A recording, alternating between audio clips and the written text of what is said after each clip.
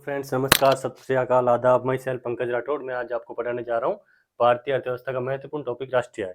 इसमें अपन क्या क्या पढ़ेंगे इसकी कंप्लीट पहले मैं एक बार यहाँ पे नोट डाउन कर लेता हूँ, देन अपन स्टार्ट करते हैं। तो सबसे पहले पढ़ेंगे अपन इसकी अवधारणा। सबसे पहले टॉपिक का नाम लिख देते हैं वापस इधर से, राष्ट्रीय आय। इसकी जो अपने ऐतिहासिक पृष्ठभूमि है, क्या पढ़ेंगे सबसे पहले इसकी ऐतिहासिक पृष्ठभूमि। देन पढ़ेंगे अपन कौन कौन सी इसकी विधियां है राष्ट्रीय आय ज्ञात करने की, जो कौन कौन सी राष्ट्रीय आय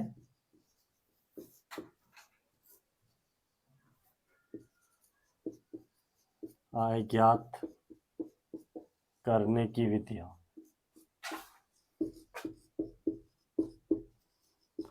नेक्स्ट अपन पढ़ेंगे, नेक्स्ट है अपने आय गणना की विधिया हो गया।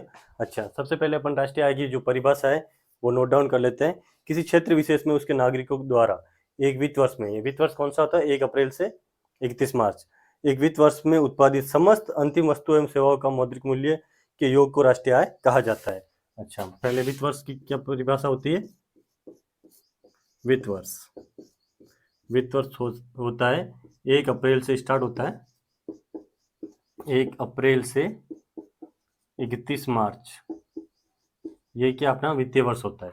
अच्छा, अब अपन लिखेंगे इसकी परिभाषा। परिभाषा क्या है, किसी क्षेत्र विशेष में उसके नागरिकों द्वारा, किसी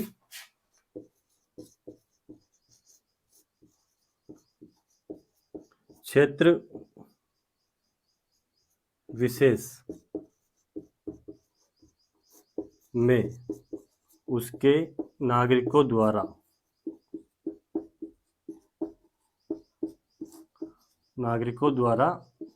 एक वित्तीय वर्ष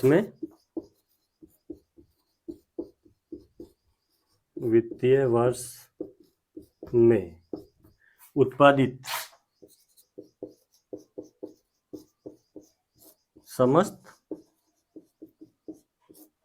उत्पादित समस्त अंतिम वस्तु एवं सेवाओं का मौद्रिक मूल्य, उत्पादित समस्त अंतिम वस्तु एवं सेवाओं का मौद्रिक मूल्य।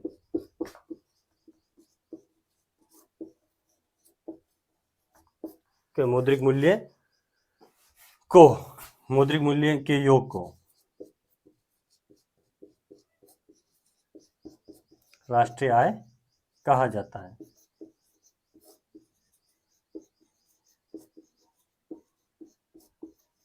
ठीक है, क्या होती है राष्ट्रीय आय। राष्ट्रीय आय एक वित्त वर्ष में 1 अप्रैल से 31 मार्च के बीच अपने किसी क्षेत्र विशेष में उसके नागरिकों द्वारा एक वित्तीय वर्ष में उत्पादित समस्त अंतिम वस्तुओं एवं सेवाओं के मौद्रिक मूल्य के योग को राष्ट्रीय आय कहा जाता है। मतलब लास्ट में जो अपन कैलकुलेट करते हैं, सारा अपने घाटा वाटा सब निकाल के जो एक्चुअल में अपने को प्रॉफिट होता है और ये राष्ट्रीय स्तर पर मापा जाता है, तो उसको क्या कहते हैं, राष्ट्रीय आय। ठीक है, अब अपन आगे पढ़ेंगे इसको, जो अपने ये राष्ट्रीय आय की ऐतिहासिक पृष्ठभूमि। तो मैं एक बार इसको मिटा देता हूँ। आई होप आपने नोट डाउन कर लिया होगा। वेरी इंपॉर्टेंट नोट्स है ये, तो आप चाहो तो इनको नोट डाउन करो तो बहुत ही अच्छी बात है। अच्छा, आप सबसे पहले अपन पढ़ते हैं इसकी राष्ट्रीय आय की ऐतिहासिक पृष्ठभूमि। तो भारत में राष्ट्रीय आय ज्ञात करने का सिलसिला कुछ चरणों से गुजरा है। एक तो है वैज्ञानिक तरीका और एक है अवैज्ञानिक तरीका। तो अवैज्ञानिक तरीका, अच्छा, 2 तरीकों से ज्ञात की जाती, मतलब स्टार्ट किया था 2 तरीकों से राष्ट्रीय आय ज्ञात की जाती थी। ठीक है, कौन कौन सा हो गया, एक तो है अपने अवैज्ञानिक तरीका,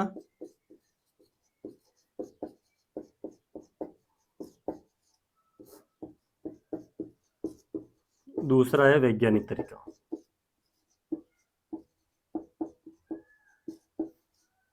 वैज्ञानिक तरीका, अच्छा, अवैज्ञानिक तरीके से सर्वप्रथम अपने नाम सुना होगा आपने, दादा भाई नौरोजी। दादा भाई नौरोजी इन्होंने सर्वप्रथम राष्ट्रीय आय ज्ञात की थी। भारत में पहली बार राष्ट्रीय आय व प्रति व्यक्ति आय का आकलन सर्वप्रथम दादा भाई नौरोजी ने किया था। दादा भाई नौरोजी ने 1876 में बताया था कि 1867 और 68 की राष्ट्रीय आय 340 करोड़ रुपए और प्रति व्यक्ति आय 20 रुपए थी। ठीक। सर्वप्रथम दादा भाई नौरोजी ने 1876 में बताया था कि, किसने बताया था? दादा भाई नौरोजी ने।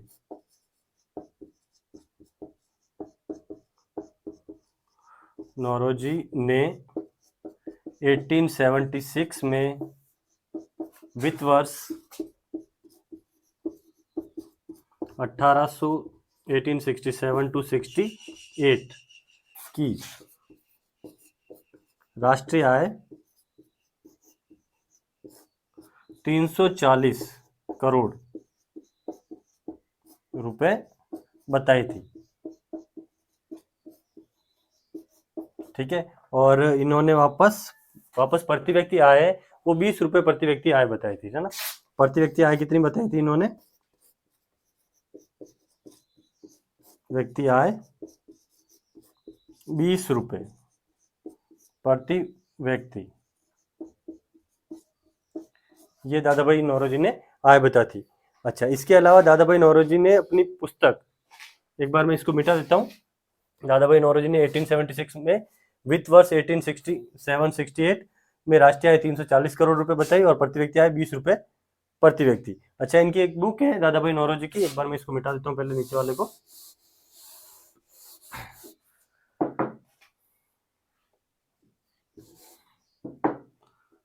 पुस्तक है इनकी जो एग्जाम में सीधे पूछी जाती है, poverty and un British rule in India. कौन सी पुस्तक है? पॉवर्टी एंड अन ब्रिटिश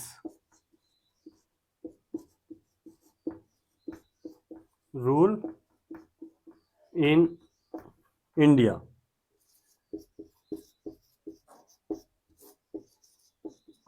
पुस्तक में सर्वप्रथम राष्ट्रीय आय की गणना की थी।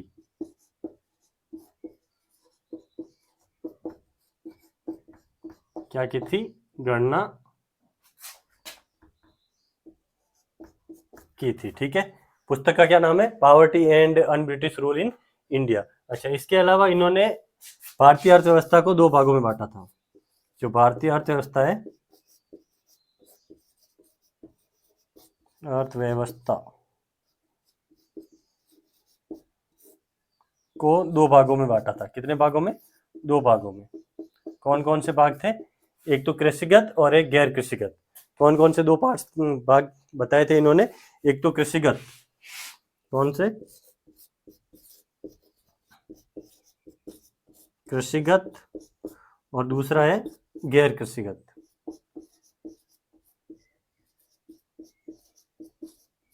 कृषिगत अर्थव्यवस्था, व्यवस्था। ठीक है। और इन्होंने सर्वप्रथम व्यवस्था और इन्होंने सर्वप्रथम अपने धन के निष्कासन का सिद्धांत दिया था। सर्वप्रथम धन के निष्कासन का सिद्धांत भी इन्होंने ही दिया था।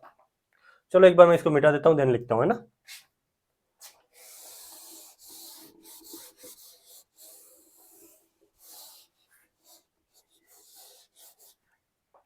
अपने मतलब अंग्रेजों के टाइम पे जब जो भारत से अपना धन विदेशों में जा रहा था, तो सर्वप्रथम अपने धन के निष्कासन का सिद्धांत भी इन्होंने दिया। धन के निष्कासन का सिद्धांत किसने दिया था? दादा भाई नौरोजी ने। इसके बाद अपन आगे पढ़ते हैं कि वाडिया व जोशी ने 1912 और 13 में प्रति व्यक्ति आय कितनी बताई? 44 रुपए। ठीक है। वापस किसने बताई थी? वाडिया व जोशी। इन्होंने 1912-13 में राष्ट्रीय आय यानी प्रति व्यक्ति आय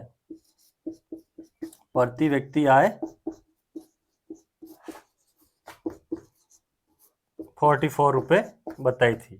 ठीक है। इसके अलावा वापस अपने शाह व कंबाटा ने 1921-22 में प्रति व्यक्ति आय 74 रुपए बताई थी। सावे कंबाटा ने कितनी बताई? सावे कंबाटा ने प्रति व्यक्ति आय कितनी बताई थी?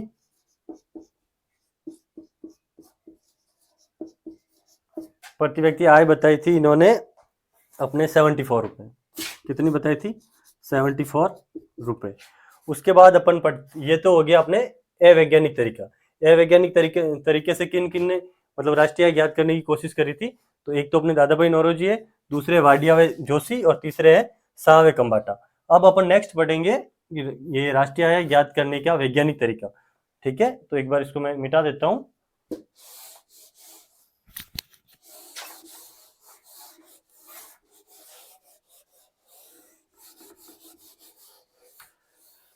अब अपन पढ़ेंगे वैज्ञानिक तरीके से। वैज्ञानिक तरीके से सर्वप्रथम किसने ज्ञात करी थी राष्ट्रीय आय?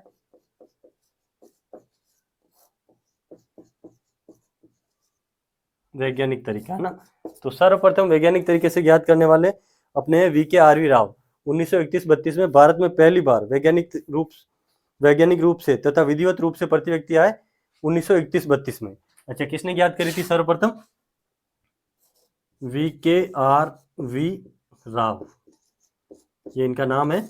इन्होंने कब करी थी? 1931-32 में प्रति व्यक्ति आय वैज्ञानिक तरीके से ज्ञात करने की कोशिश करी थी इन्होंने।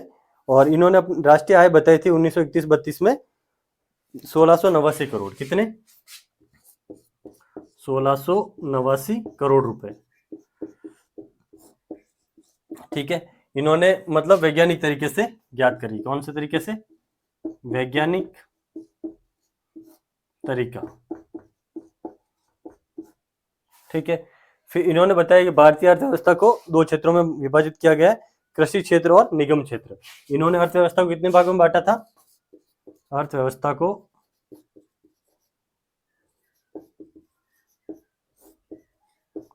2 भागों में बांटा था।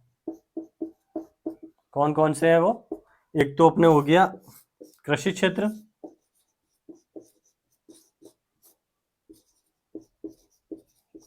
दूसरा हो गया निगम। इन 2 भागों में किसने बांटा था? अपने VKRV राव ने। फिर अपन आगे पढ़ते हैं कि राष्ट्रीय आय की जो समिति बनाई गई थी, है ना। तो एक बार मैं इसको मिटा देता हूं, देन आगे पढ़ते हैं अपन। राष्ट्रीय आय ज्ञात करने के लिए कौन कौन सी समितियां बनाई गई थी? ठीक है,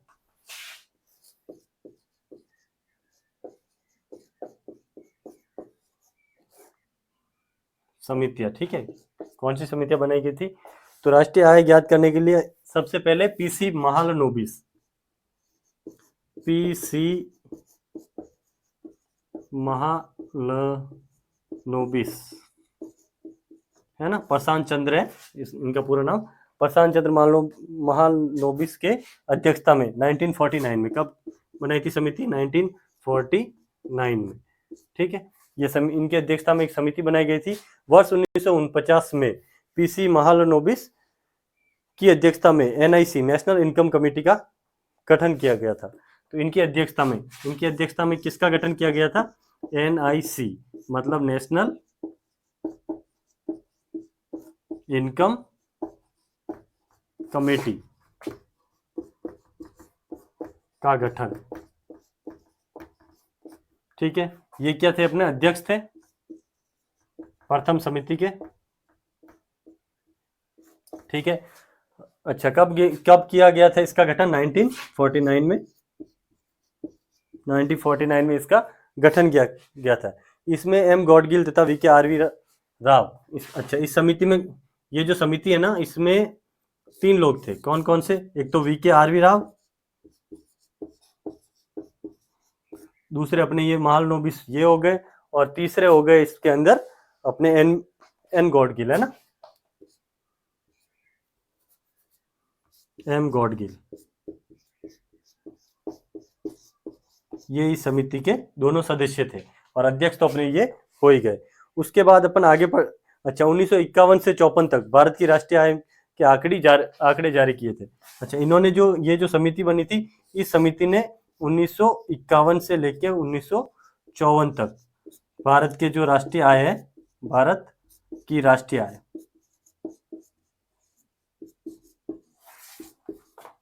आय के आंकड़े जारी करें। ठीक है। अगर आपको पूछा जाए कि राष्ट्रीय आय पे बनने वाली पहली समिति के अध्यक्ष कौन थे, तो अपने पीसी महालनोबिस थे। अच्छा, उनमें सदस्य कौन कौन थे? वीके आरवी राव और एम गॉडगिल। अच्छा, कब से कब तक? 1951 से 54 तक की राष्ट्रीय आय की समिति के जो ये मतलब राष्ट्रीय आय के आंकड़े जारी किए। फिर अपन पढ़ते हैं सीएसओ, केंद्रीय सांख्यिकी कार्यालय। ठीक है, एक बार इसको मिटा देता हूं मैं।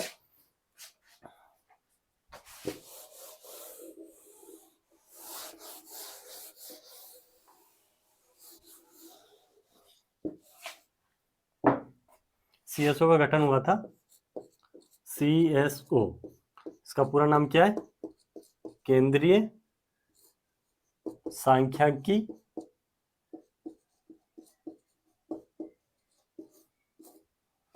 कार्यालय, है ना।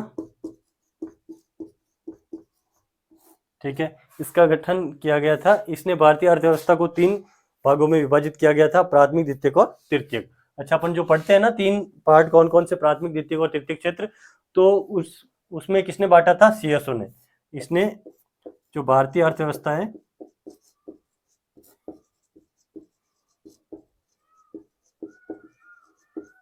अर्थव्यवस्था को 3 भागों में बांटा था। कितने भागों में? जो अपन अभी प्रेजेंट में पढ़ते हैं, 3 भागों में बांटा। कौन कौन से क्षेत्र है वो? एक तो प्राथमिक क्षेत्र हो गया, जिसमें अपने मत्स्य पालन, पशुपालन वगैरह ये सारी चीजें आ जाती है, प्राथमिक क्षेत्र। दूसरा है द्वितीयक क्षेत्र, प्राथमिक, द्वितीयक और तृतीयक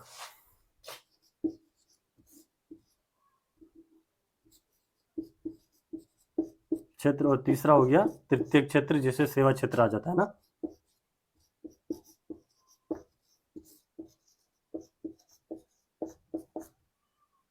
इन 3 क्षेत्रों में किसने बांटा था? अपने सीएसओ ने।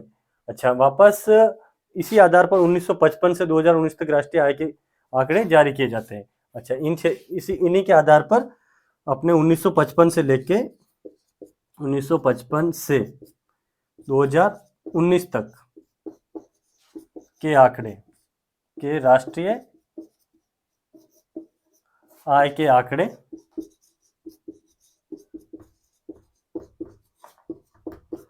जारी किए जाते थे। ठीक है,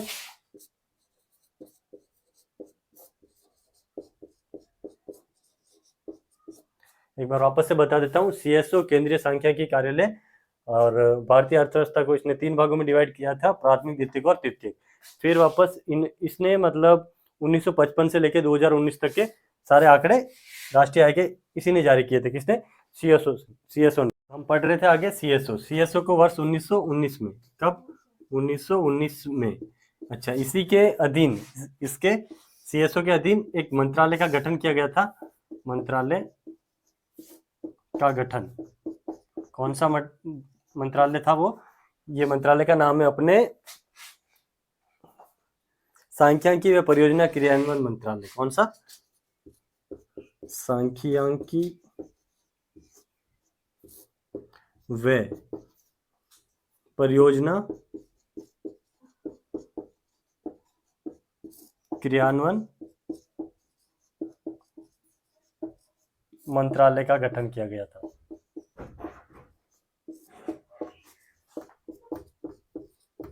और इसी के अधीन, इसके मतलब 2 भाग कर लिए गए थे, एक तो एनएसओ और एक एनएसएसओ और एक सीएसओ।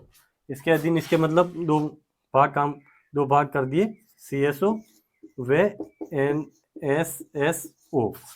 अच्छा, इसके बाद ये जो 2 संस्था है इसके सीएसओ के अधीन कार्य करती है। अच्छा, फिर अभी वर्तमान में जो राष्ट्रीय आय की गणना है सांख्यिकी मंत्रालय के अधीन एनएसओ करता है। तो वर्तमान में राष्ट्रीय आय की गणना कौन करता है? राष्ट्रीय आय की गणना सीएसओ के अधीन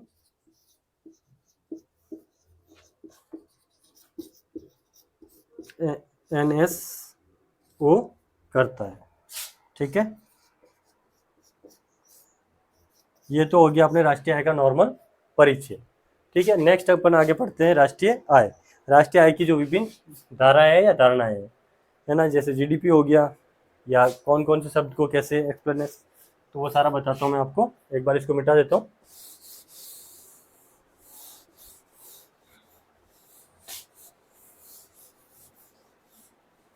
राष्ट्रीय आय वैसे अपन जीडीपी में याद करते हैं। ठीक है, राष्ट्रीय आय को अपन वैसे जीडीपी बोल सकते हैं, जीडीपी ही है। ठीक है, जीडीपी। अच्छा, ठीक है, अब अपन पढ़ते हैं जीडीपी। जीडीपी की फुल फॉर्म क्या है? Gross domestic product. क्या है? Gross domestic product. ठीक है, और अगर हिंदी में बोले तो इसको बोलते हैं सकल घरेलू उत्पाद। सकल का मतलब क्या होता है? सकल में टोटल आ जाता है जितना भी है कंप्लीट। ठीक है, घरेलू घरेलू एक अपनी एक सीमा होती है, और उत्पाद जो अपने प्रोडक्शन हुआ है। ठीक है, ग्रॉस का मतलब कुल हो गया, सकल हो गया, योग हो गया। अच्छा, एक आता है अपने मूल्यह्रास। मूल्यह्रास का मतलब जानते हो आप? मूल्यह्रास, मूल्यह्रास है ना। मूल्यह्रास का मतलब अपन ने किसी भी चीज को अगर बनाया है, तो बनाने में कितना प्रोडक्ट अपना वेस्टेज हुआ है, तो उसको बोलते हैं मूल्यह्रास। ठीक है, और इसी को घिसावट भी बोलते हैं। ठीक है, और ग्रॉस, ग्रॉस का मतलब क्या होता है? ये हो गया ना अपना ग्रॉस, एक एक चीज को अपन एक्सप्लेन करते हैं। ग्रॉस यानी सकल। सकल का मतलब ये होता है जो टोटल में से, जो टोटल अपना प्रोडक्ट है, टोटल में से अपन घटा लेंगे क्या? मूल्यह्रास। मूल्यह्रास घटाने पर अपने को क्या प्राप्त हो जाएगा? सकल प्राप्त हो जाएगा। ठीक है, और वापस अपन ने टोटल में से इसको घटा लिया मूल्यह्रास को, तो अपने को क्या प्राप्त हो जाएगी? शुद्ध इनकम, शुद्ध आय प्राप्त हो जाएगी। ठीक है, ये आई होप आपको समझ में आ गया होगा। जीडीपी का मतलब ग्रॉस डोमेस्टिक प्रोडक्ट, सकल घरेलू उत्पाद। अच्छा, सकल घरेलू उत्पाद कैसे? क्या सकल का मतलब होता है टोटल, टोटल में से आप जो गिसावट है, मान लो ये जो मार्कर है, मार्कर बना था, तो बनाने में कितनी चीजें वेस्ट हुई, और लास्ट में अपने को जो प्रोडक्ट प्राप्त हुआ, ये तो हो गया अपना शुद्ध। और मूल्यह्रास, जो चीजें वेस्टेज हुई वो मूल्यह्रास हो गया, और टोटल जो सारा प्रोडक्ट था वो। ठीक है, नेक्स्ट अपन पढ़ते हैं। अच्छा, और अर्थशास्त्र में सकल का तात्पर्य समग्र कुल योग या टोटल से है। सकल के अंतर्गत वर्ष भर के अंदर उत्पादित समस्त उत्पादन को शामिल किया जाता है। अच्छा, सकल के अंदर किसको शामिल किया जाता है? वर्ष के, एक वर्ष के अंदर, वर्ष के अंदर जो समस्त उत्पादन होता है,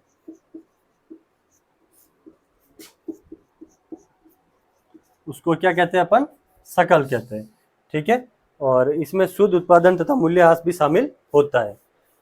किसमें? जीडीपी के अंदर। जीडीपी में क्या होता है? शुद्ध उत्पादन प्लस मूल्यह्रास भी शामिल होता है। ठीक है,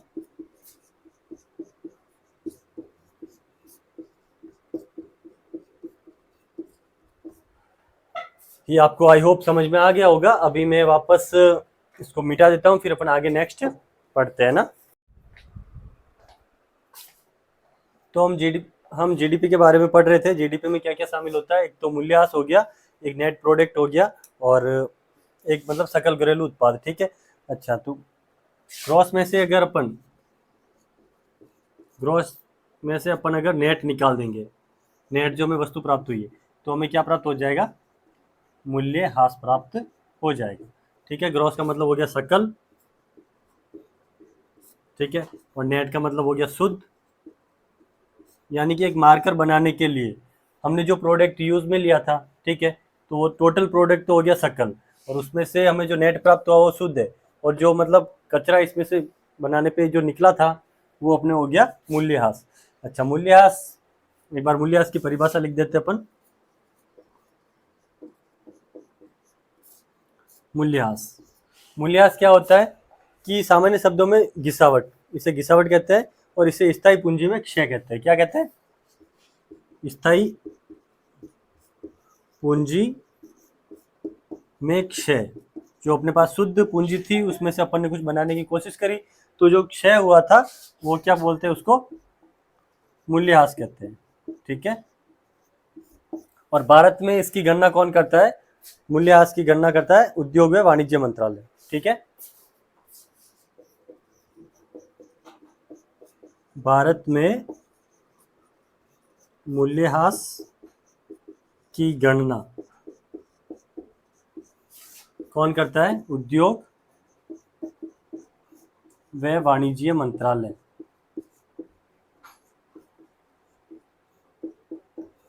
ये क्या करता है? आपने इसकी गणना करता है कि भारत में जो राष्ट्रीय आय अपने को प्राप्त हुई है उसमें से कितना अपने को नुकसान हुआ है, वो सारा क्या है? मूल्यह्रास।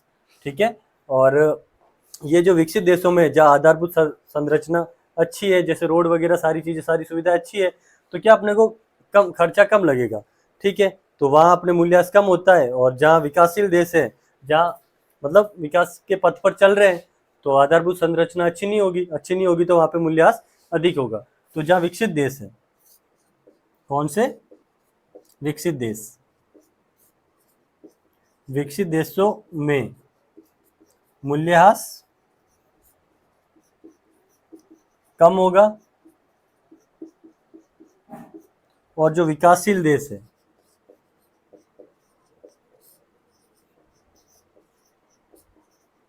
देशों में मूल्यह्रास अधिक होगा। ठीक है, आई होप आपको अच्छे से समझ में आ गया होगा कि मूल्यह्रास क्या होता है, सकल क्या होता है।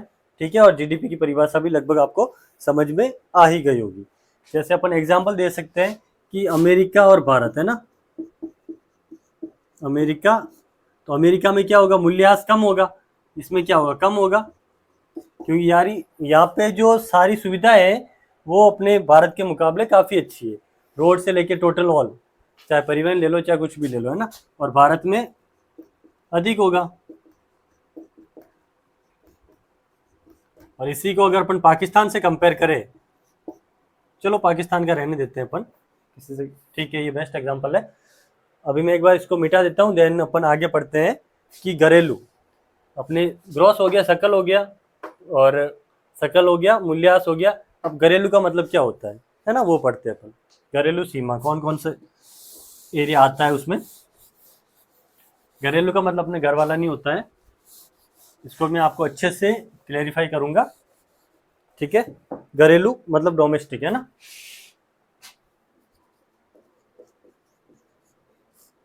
घरेलू को क्या कहते हैं? डोमेस्टिक। अच्छा, इसके अंदर कौन कौन सा एरिया आता है? घरेलू सीमा के अंदर आर्थिक क्षेत्र आता है, अर्थशास्त्र में घरेलू शब्द से तात्पर्य घरेलू सीमा। अच्छा, इकोनॉमिक्स में इसका मतलब क्या होता है? घरेलू सीमा। ठीक है, घरेलू सीमा। अच्छा, अब आगे अपन पढ़ते हैं, इसको आर्थिक सीमा माना जाता है, और राजनीतिक या भौगोलिक सीमा से भिन्न होती है। अच्छा, इसी को क्या कहते हैं? आर्थिक सीमा भी कहते हैं। अच्छा, ये जो सीमा होती है ये राजनीतिक व भौगोलिक दोनों सीमाओं से भिन्न होती है, दोनों सीमा से भिन्न, यानी अलग होती है। ठीक है, तो क्या क्या आता है अपने, कौन कौन सा एरिया आता है घरेलू सीमा के अंदर, वो हम अभी अपन यहाँ पे नोट डाउन करेंगे। सबसे पहले जैसे देश की घरेलू सीमा,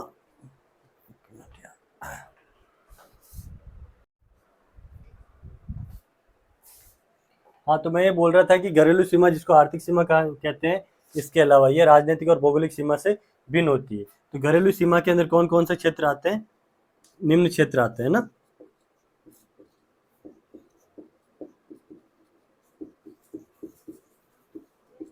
आते हैं कौन कौन से? नंबर 1 हो गया अपने पहला क्षेत्र है देश की जो राजनीतिक सीमा है और विदेशों में स्थित भारत के दूतावास। अपने भारत की देश की जो राजनीतिक सीमा है, ठीक है। दूसरा हो गया विदेशों में स्थित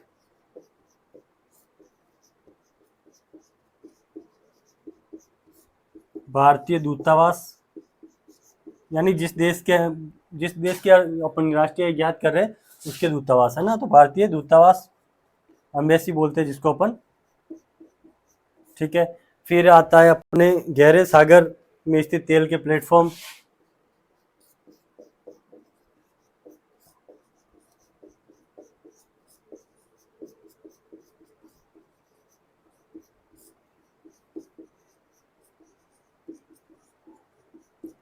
हो गए।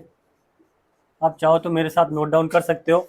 और वापस हो गया एयर स्पेस, कौन सा? एयर स्पेस, खुला आसमान,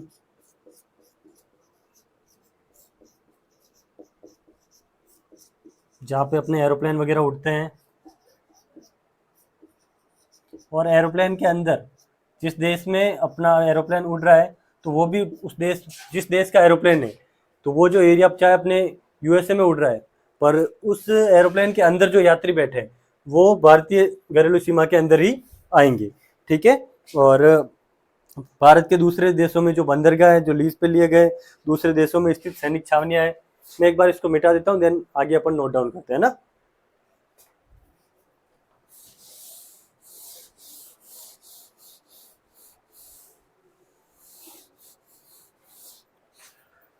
नेक्स्ट है अपने भारत के द्वारा दूसरे देशों में ऐसे बंदरगाह जो लीज पे लिए गए, ऐसे बंदरगाह जो भारत द्वारा लीज पर लिए गए, लीज मतलब किराए पर है ना, लीज पर लिए गए हैं, ठीक है। नेक्स्ट है अपने दूसरे देशों में स्थित सैनिक छावनियां, दूसरे देशों में स्थित सैनिक छावनियां,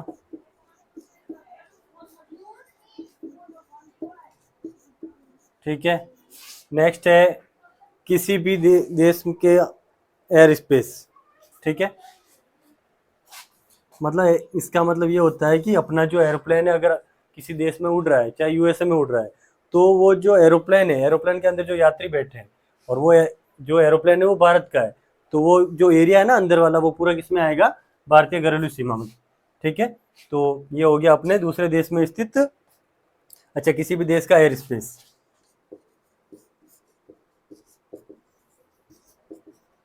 क्योंकि वहां पे जो एरोप्लेन उड़ रहा है वो तो अपना इंडिया का है ना, किसी भी देश का एयर स्पेस, ठीक है। नेक्स्ट है अपने विदेशों के वे क्षेत्र जहां पर भारत की कंपनियां तेल उत्पादन कर रही है, वह क्षेत्र जहां भारत की कंपनियां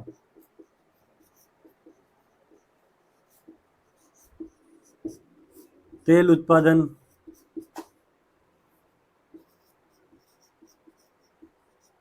या अन्य कोई गतिविधियां, अन्य कोई गतिविधियां कर रही है ना,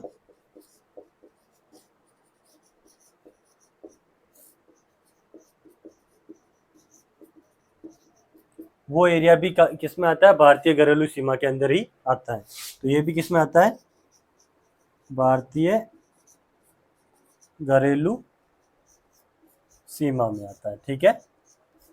नेक्स्ट अपन पढ़ते हैं, एक बार आप इसको नोट डाउन कर लेना, मैं मिटा देता हूँ इसको, है ना।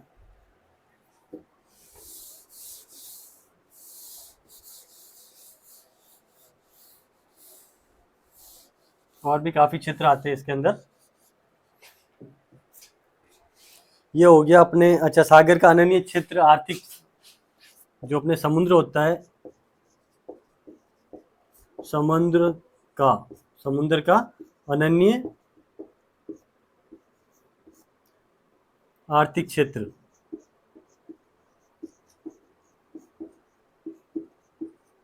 जो होता है 200 नॉटिकल मील तक, है ना।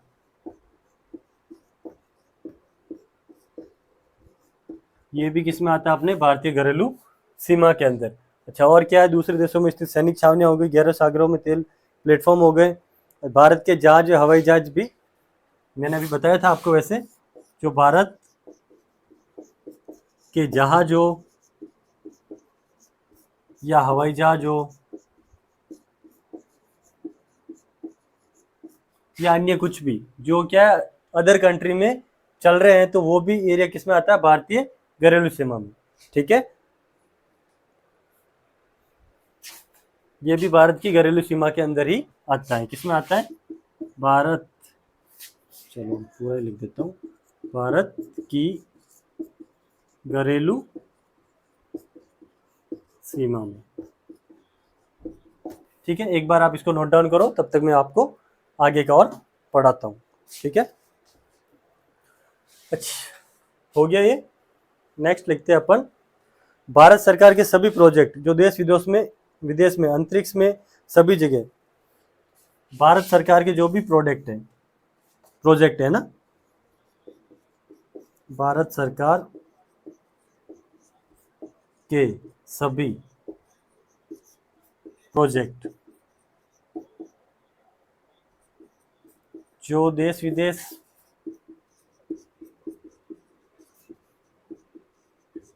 या अंतरिक्ष में कार्यरत है,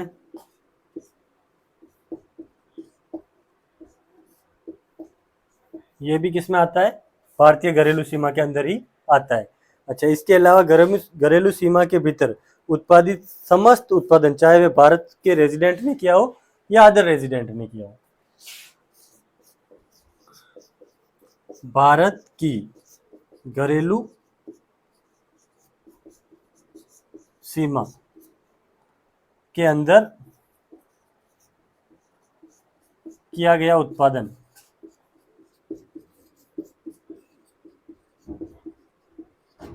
भारत की घरेलू सीमा के अंदर ही आता है।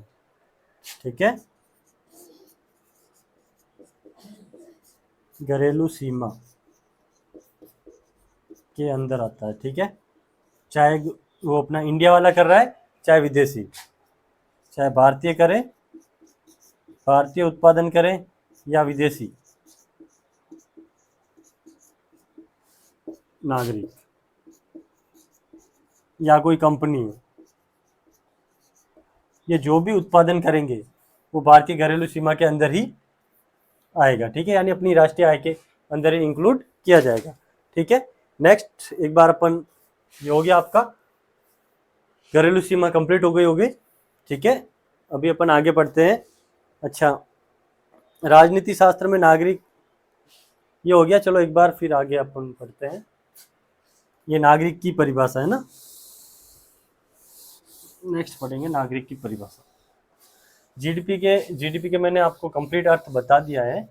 ग्रॉस का मतलब क्या होता है, डोमेस्टिक का मतलब क्या होता है, मूल्यह्रास का मतलब क्या होता है, ये मैंने आपको कंप्लीटली अच्छे से बता दिया। अब अपने लिखते हैं नागरिक की परिभाषा, है ना,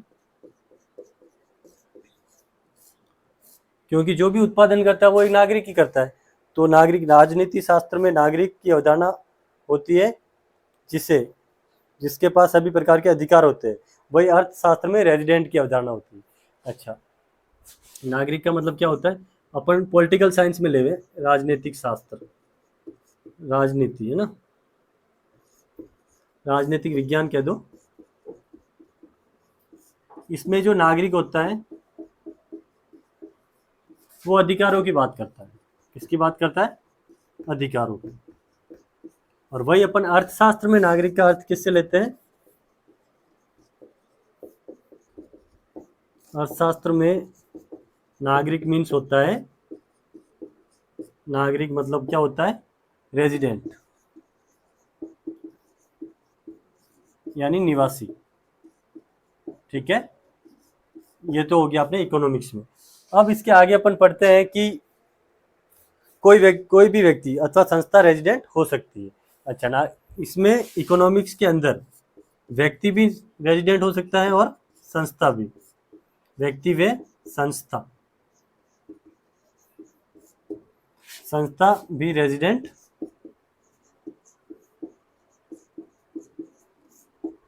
हो सकती है। क्यों हो सकती है? क्योंकि इकोनॉमिक्स का मेन मतलब ही ये है कि भाई पैसा, और संस्था है वो भी हमें कमा के देती है और व्यक्ति भी हमें कमा के ही देता है। ठीक है। इसके अलावा कोई भी विदेशी नागरिक भारत में अगर 182 दिन, कोई भी विदेशी नागरिक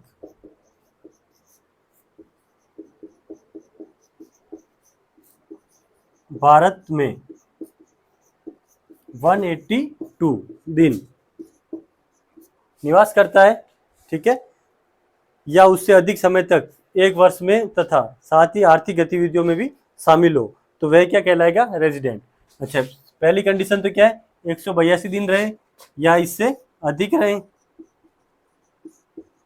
अधिक रहे तथा और क्या, जो अपने आर्थिक गतिविधियों में किसमें शामिल होना चाहिए? आर्थिक गतिविधियों में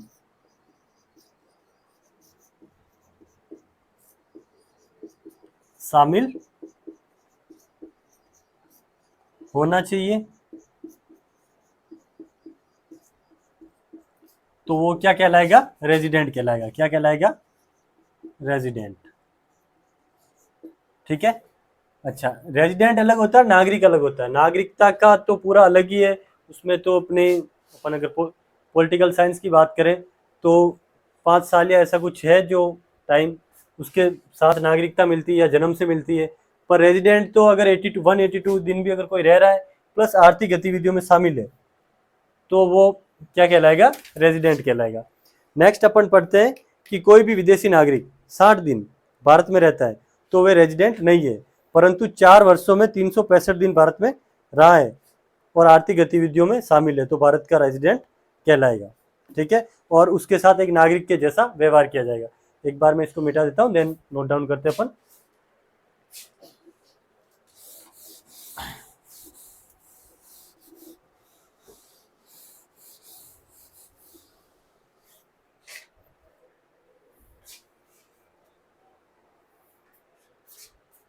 अगर कोई विदेशी नागरिक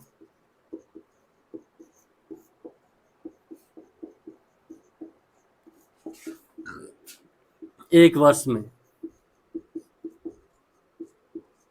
60 डेज 60 दिन भारत में निवास करता है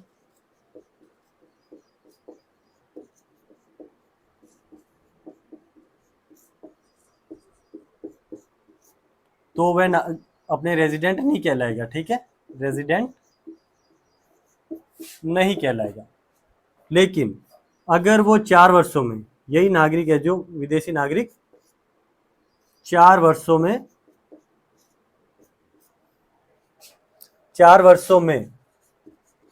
365 दिन भारत में निवास करता है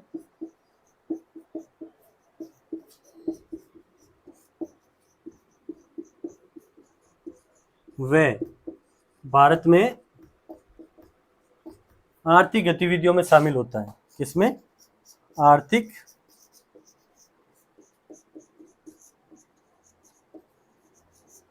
गतिविधियों में शामिल होता है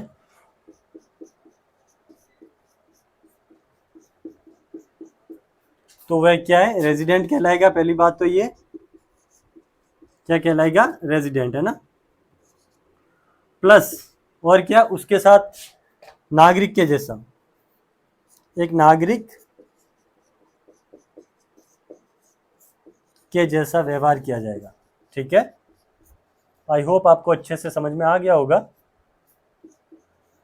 कि अर्थशास्त्र में नागरिक की क्या परिभाषा है, व्यवहार किया जाएगा। अच्छा, पहली कंडीशन तो क्या थी? पहली कंडीशन तो ये थी कि 182 डेज अगर वो निवास करता है और आर्थिक गतिविधियों में शामिल है तो वो नागरिक कहलाएगा। वापस सेकंड कंडीशन ये है कि 60 दिन के अंदर अगर वो भारत में निवास कर रहा है और मान लो आर्थिक गतिविधियां कर भी रहा है तो वो नागरिक नहीं, रेजिडेंट नहीं कहलाएगा, ठीक है।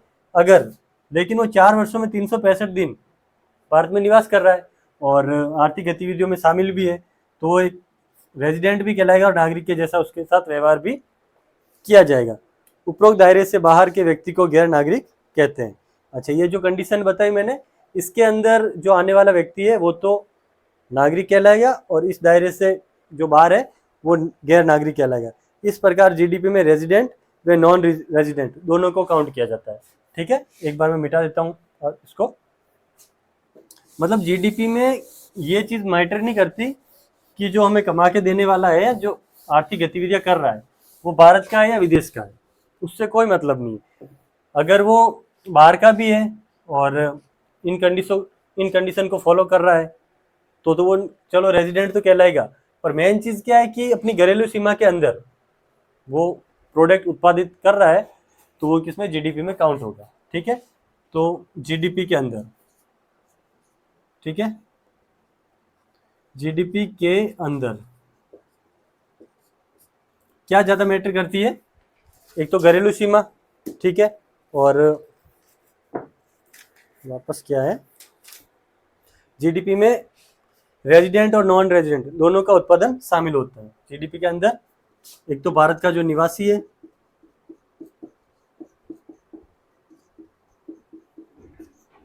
और दूसरा हो गया विदेशी।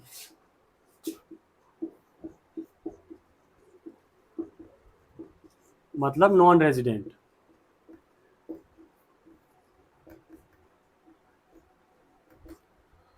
दोनों के उत्पादन को शामिल किया जाता है।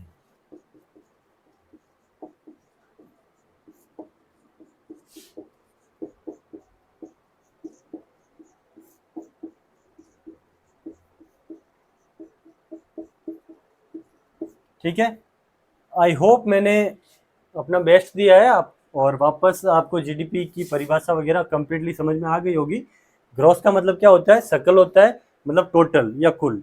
यानी किसी भी, ये डस्टर है तो ये डस्टर अपन बनाने में टोटल जो प्रोडक्ट यूज हुआ है वो सकल हो गया, और इसके अंदर जो मूल्यह्रास, इसको बनाने में कुछ कचरा भी निकला होगा तो वो कचरे को भी जीडीपी में काउंट करते हैं, ठीक है। और इसके इसमें मतलब जो जिस प्रोडक्ट से ये बना है, बनने के बाद ये हमें जो प्राप्त हुआ ये क्या है, नेट वैल्यू, ठीक है। उसके बाद अपन, अच्छा ये हो गया। और घरेलू सीमा मैंने बताई दी आपको कि घरेलू सीमा में क्या क्या आता है, वो सारा कंप्लीटली आपको मैंने बता दिया है। एक बार आप वापस से वीडियो देख लेना। और नेक्स्ट अपन, चलो ये हो गया जीडीपी तो अपनी कंप्लीट। अब प्रोडक्शन, इसके बारे में पढ़ते हैं अपन नेक्स्ट क्लास में, ठीक है। ओके, थैंक यू, जय माता दी।